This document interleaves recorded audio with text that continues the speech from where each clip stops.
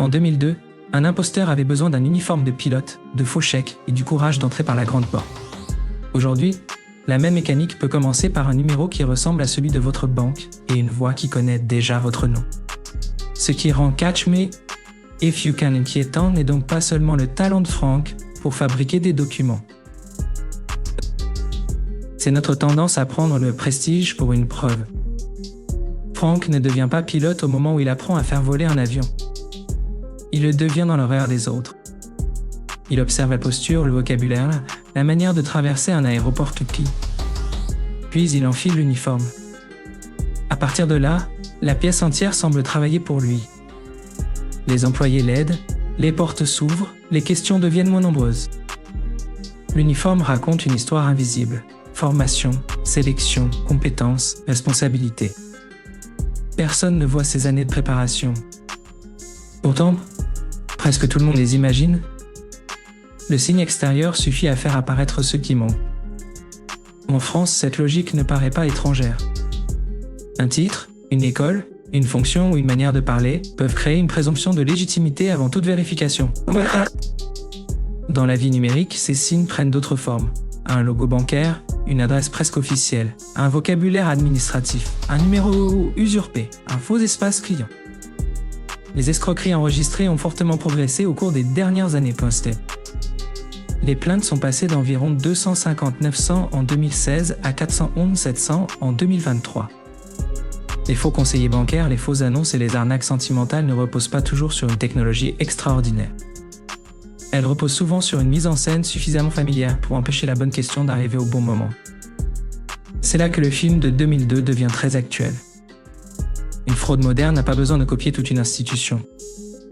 Elle doit seulement imiter les éléments que nous utilisons pour la reconnaître.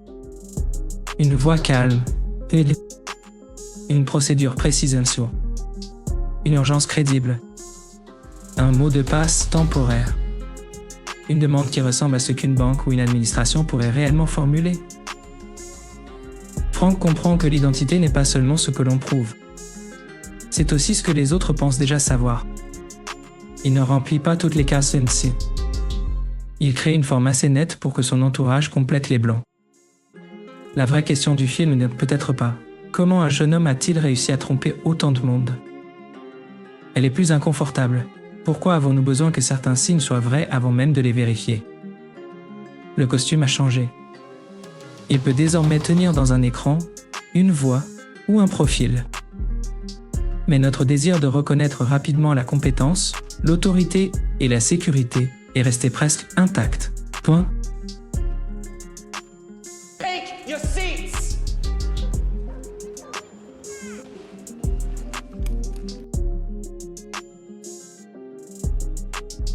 Frank ne fabrique pas seulement des papiers. Il fabrique l'impression qu'il appartient déjà au bon monde. En France, les titres, les diplômes, les concours et les grandes écoles ne sont pas de simples informations. Ils indiquent un parcours, une sélection, parfois une place dans la hiérarchie sociale. Ils peuvent rendre une personne crédible avant même que son travail réel soit visible. Le film utilise cette logique avec une précision remarquable. Pilote, médecin, avocat, Frank choisit des fonctions qui portent déjà leur propre autorité. Lorsqu'il entre dans une pièce, il ne demande pas aux autres d'inventer un rôle totalement nouveau. Il leur propose une catégorie qu'ils connaissent parfaitement. Un pilote inspire la maîtrise. Un médecin représente le savoir. Un avocat semble connaître les règles. Chaque fonction réduit le nombre de questions possibles. La personne en face ne veut pas seulement croire Frank Pain. Elle veut croire que le monde reste lisible. Celui qui porte les bons signes possède des bonnes compétences. Le prestige agit alors comme un raccourci. Il ne remplace pas officiellement la preuve, mais il peut retarder le moment où quelqu'un ose la demander. Interroger un professionnel très sûr de lui peut donner l'impression de révéler sa propre ignorance. Le doute se déplace. Au lieu de douter de Frank, l'interlocuteur doute de sa légitimité à le questionner. Cette dynamique est particulièrement forte dans les environnements institutionnels. Une banque, un hôpital, une compagnie aérienne ou un cabinet juridique fournissent un décor qui valide le personnage. Plus l'espace paraît organisé, moins nous pensons que quelqu'un pourrait y être entré sans autorisation. Frank exploite donc autant la structure que les individus. Le système l'aide à paraître réel parce qu'il a été conçu pour que les personnes déjà reconnues puissent circuler rapidement. La version contemporaine fonctionne de façon proche. Un faux site administratif copie la mise en page, les termes et le ton d'une procédure officielle. Un faux conseiller bancaire parle comme quelqu'un qui appartient à une organisation. L'escroc n'a pas besoin de posséder toute l'institution. Il lui suffit d'occuper pendant quelques minutes la place sociale qu'elle lui prête. Cela ne signifie pas que les diplômes ou les titres n'ont aucune valeur. Ils peuvent représenter un effort réel, une compétence et une responsabilité. Le problème commence lorsque nous confondons le symbole de la compétence avec sa vérification pont. Le prestige n'est pas une preuve point. C'est une promesse sociale. Et Frank est dangereux parce qu'il sait exactement à quoi cette promesse doit ressembler. Peut-être que son meilleur faux document n'était pas le chèque entier. C'était l'impression qu'il méritait déjà d'être là.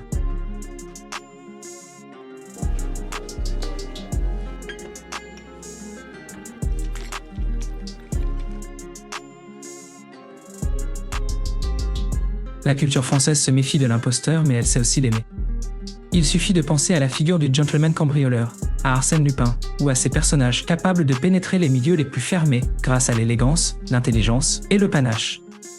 Leur transgression paraît presque noble lorsqu'elle ridiculise une institution trop sûre d'elle-même. Frank entre facilement dans cette tradition. Il est jeune, vif, bien habillé. Il observe les règles mieux que ceux qui les appliquent. Lorsqu'une banque, une compagnie aérienne ou un cabinet tombe dans son piège, le spectateur peut ressentir une satisfaction étrange. Le système qui prétend tout contrôler vient de révéler sa propre naïveté.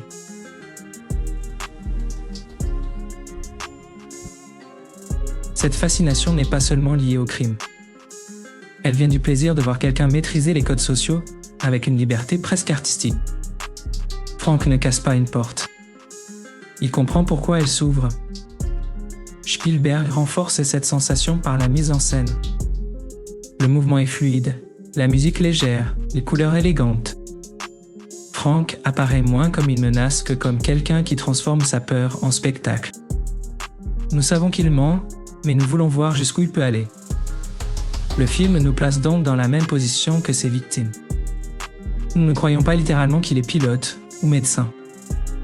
Mais nous croyons à une autre identité, celle du jeune imposteur brillant, blessé et irrésistible. Cette identité organise notre sympathie. La référence à Arsène Lupin doit rester prudente. Frank n'est pas un héros romantique qui redistribue les richesses pointillées. Il utilise les autres, détourne de l'argent et construit sa liberté sur des conséquences que le film montre peu. Pourtant, le rapprochement explique pourquoi son élégance agit si bien sur une sensibilité française. L'imposteur devient séduisant lorsqu'il révèle que le prestige est parfois une mise en scène collective. Il nous montre qu'une institution ne reconnaît pas toujours la compétence, elle reconnaît les signes de la compétence. Mais cette critique peut aussi devenir une excuse trop confortable. Si nous aimons l'escroc parce qu'il humilie les puissants, nous risquons d'oublier qu'il peut également exploiter les personnes les moins protégées. La même ambiguïté existe aujourd'hui. Nous admirons parfois l'intelligence d'une arnaque bien conçue, jusqu'au moment où nous imaginons un proche face à un faux conseiller bancaire ou à un site administratif imité. Le panache change alors de sens. Ce qui paraissait être une performance devient une intrusion. Frank nous séduit parce qu'il connaît nos codes. Et le film nous oblige doucement à reconnaître que nous aimons parfois davantage celui qui maîtrise le décor que ceux qui doivent ensuite vivre avec les dégâts.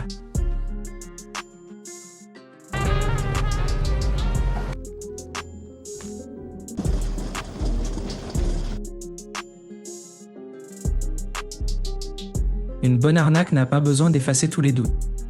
Elle doit seulement empêcher la victime de leur donner du temps. Le faux conseiller bancaire moderne ne porte pas forcément d'uniforme. Il possède une voix calme, un vocabulaire professionnel et une histoire urgente. Une opération suspecte vient d'être détectée. Le compte risque d'être bloqué. Il faut agir immédiatement pour protéger l'argent. Cette urgence transforme une demande étrange en procédure apparemment normale. La victime ne se demande plus seulement qui appelle. Elle se demande ce qui arrivera si elle n'obéit pas. Frank contrôle le rythme de la même manière. Il avance avant que la question suivante soit formulée. Il détourne l'attention, utilise un terme technique, crée une nouvelle priorité. Son assurance donne l'impression que ralentir serait plus suspect que continuer. Le langage institutionnel joue ici un rôle essentiel. En France, les démarches bancaires ou administratives utilisent souvent des mots précis, des références de dossiers, des délais et des consignes. Un escroc qui imite ce langage ne copie pas seulement des phrases .ca. Il copie la sensation d'une procédure que l'on connaît déjà. Le numéro affiché peut sembler officiel. Le site peut reprendre les couleurs d'un service public. Le message peut mentionner une sanction, une sécurité renforcée ou un remboursement. Chaque détail donne à l'urgence une apparence de légitimité. Le téléphone ajoute une dimension intime. La voix entre directement dans l'espace privé. Elle peut rassurer et accélérer, interrompre. Une personne prudente peut se retrouver guidée, étape par étape, sans avoir le temps de reformuler la situation. C'est pourquoi il est injuste de réduire les victimes à un manque d'intelligence. Les fraudeurs travaillent avec des réflexes nécessaires, la peur de perdre, le respect d'une procédure, le désir de résoudre rapidement un problème, la difficulté à interrompre quelqu'un qui paraît compétent. La France connaît aussi une forme particulière de tension, une défiance importante envers les institutions peut coexister avec une forte sensibilité à leurs signes extérieurs. On peut critiquer une banque, une administration ou une élite, puis réagir automatiquement lorsqu'une voix utilise exactement leur code. L'escroc n'a donc pas besoin que nous aimions l'institution. Il a seulement besoin que nous reconnaissions sa manière de parler. Frank transforme le prestige en passage plein. Le faux conseiller transforme l'urgence en autorité. Dans les deux cas, le danger apparaît lorsque la mise en scène devient plus rapide que la vérification. Ce n'est pas que le doute n'existe pas. C'est qu'il arrive quelques secondes trop tard.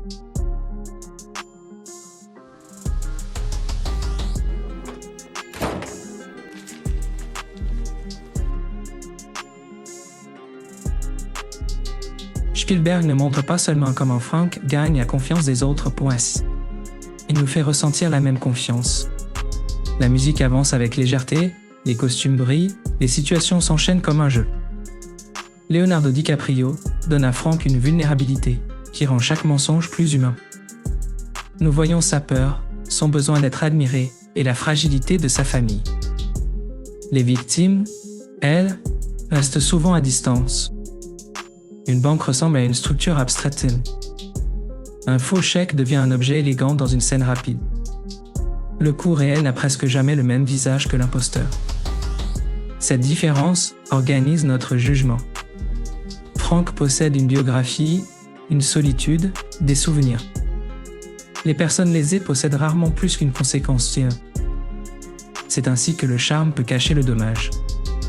Nous suivons l'intelligence du geste avant d'examiner celui qui devra payer. Le panache devient une forme de brouillard moral. Les récits français d'imposture fonctionnent souvent de la même manière. L'escroc célèbre devient un personnage. On parle de son audace, de son style, de sa capacité à tromper les élites. Les victimes sont résumées par un montant ou une catégorie. Mais lorsqu'une personne perd ses économies après un appel frauduleux, l'histoire change immédiatement de ton. Il n'y a plus de musique légère. Il y a de la honte, du doute et parfois une perte durable de confiance dans les outils numériques. C'est importante. C'est important. Beaucoup de victimes craignent d'être jugées pour avoir répondu, cliqué ou obéi. On leur demande comment elles ont pu croire à une histoire qui semble évidente après coup. Pourtant, l'arnaque a précisément été construite pour empêcher le recul. Accuser la victime protège indirectement l'imposteur. Cela permet à chacun de penser « moi je n'aurais jamais fait cela ». Le problème reste alors à distance. Le film propose une autre voie.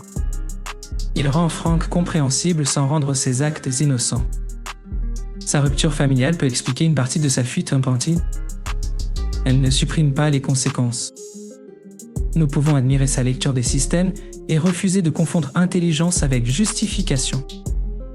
Nous pouvons reconnaître que les institutions sont parfois arrogantes ou mal conçues, sans considérer que toute personne trompée méritait de l'aide.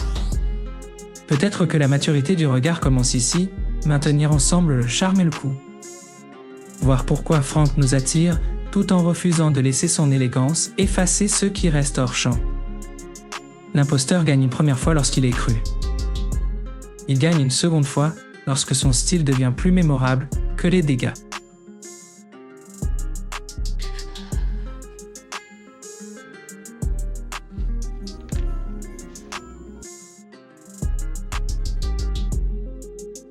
Plus Frank collectionne les identités, moins il semble avoir d'endroits où vivre sans en jouer une pointe.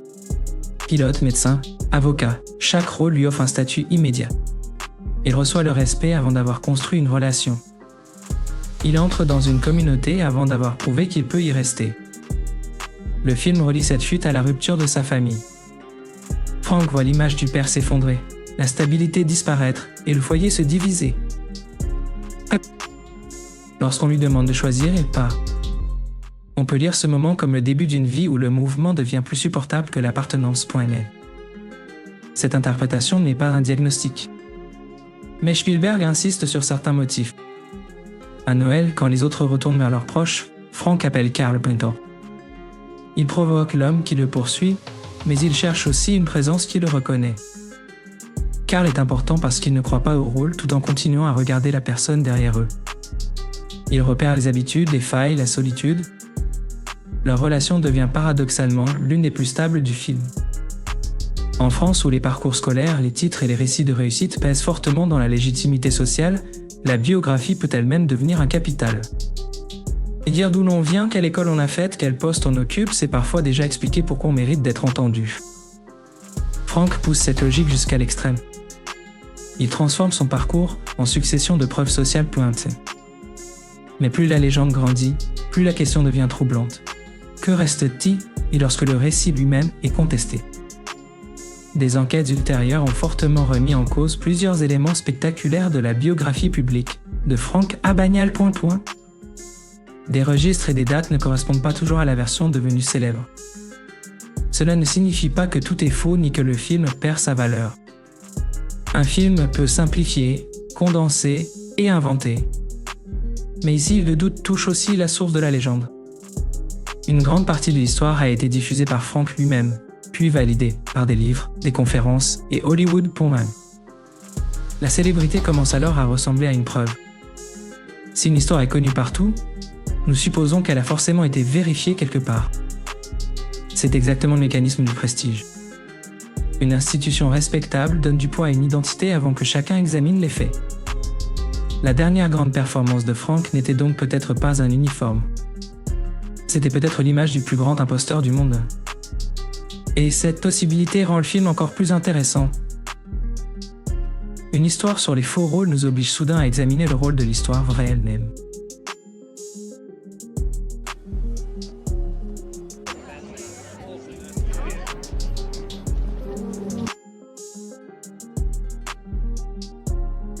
La solution ne peut pas être de ne plus croire personne.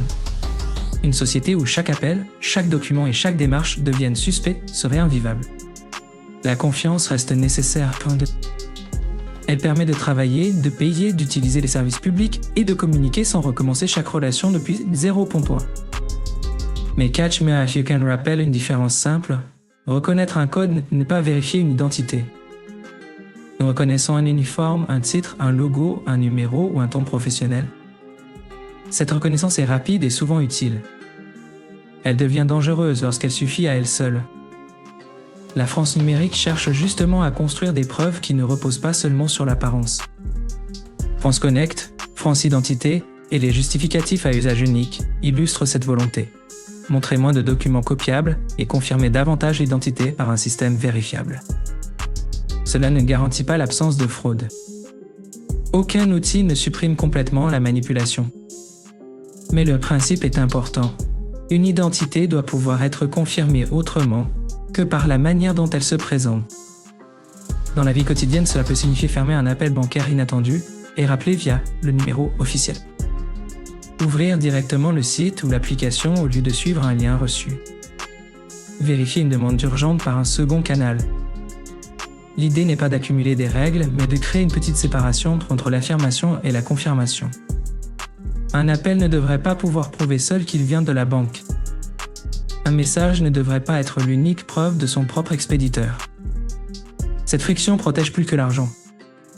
Elle protège la confiance future. Après une fraude, une personne peut douter de chaque message, de chaque service et de son propre jugement. Vérifier n'est donc pas détruire la confiance. C'est empêcher qu'une imitation la rende impossible. À la fin du film, Carl finit par reconnaître une compétence réelle chez Frank Quinter. Cette confiance ne vient pas d'un costume. Elle vient du temps, de l'observation et de limites claires pensées. C'est une confiance moins spectaculaire mais beaucoup plus solide. Le prestige peut être copié en quelques minutes. Une relation construite sur des preuves répétées est plus difficile à imiter. Peut-être le véritable opposé de l'imposteur n'est pas la méfiance absolue. C'est une culture où demander une confirmation n'est pas insultant. Où une institution sérieuse comprend qu'un client raccroche avant de rappeler. Où le doute n'est pas traité comme une faiblesse. Le film de 2002 reste actuel parce que nous avons toujours besoin de signes pour nous orienter. Le costume est devenu profil, voix ou interface. Mais le risque reste le même, confondre ce qui semble légitime avec ce qui a été confirmé. La question finale n'est donc pas de savoir si nous devons croire ou soupçonner. Elle est de savoir si nous pouvons garder une courte pause entre les deux, ce moment où le prestige fonctionne déjà, mais où la preuve n'est pas encore arrivée.